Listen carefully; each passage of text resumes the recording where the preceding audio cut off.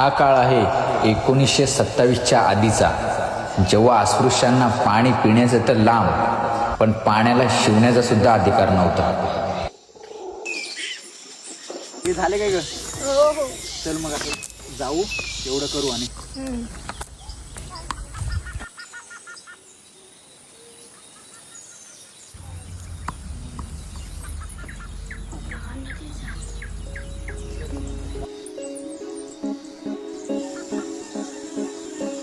क्रांती सूर्य तू, शिल्पकार तू, भारताचा बोधिसत्व मूक नायका. मोडल्या रूढी त्या परंपरा, दिव्य तेजा तूच सकल न्यायदायका.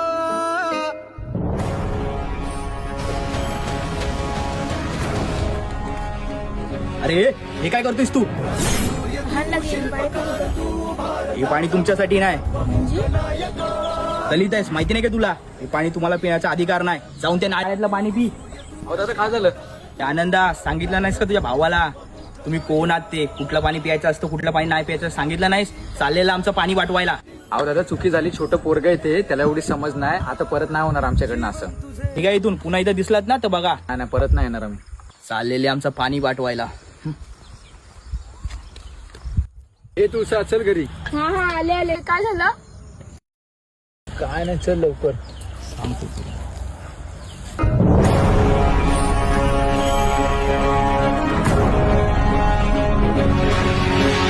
क्रांती सूर्य तू, शिल्पकार तू, भारताचा बोधिसत्व मूक नायका. मोडल्या रूढी त्या परंपरा, दिव्य तेजा. प्रश्न विचारू? हा विचार ना. त्या लोकांना ते पाणी, आपल्या लोकांना हे पाणी, असा भेदभाव का? अरे भीमा, ते वरच्या जातीचे लोक आहेत आणि आपण दलित आहोत, त्यामुळे आपल्यासोबत असा भेदभाव होतो.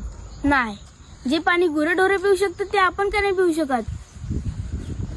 आपल्या समाजातील लोकांना समानतेचा अधिकार आणि पाणी पिण्याचा हक्क मिळवूनच देणार, नाही तर नावाचा भीमराव रामजी आंबेडकर नाही.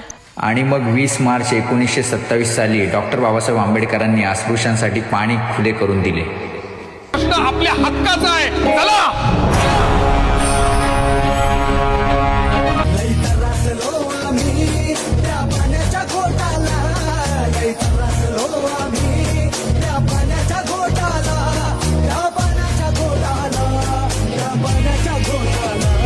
माझ्या भीमाची पुण्याई, अगदी सोन्याची बोटाला.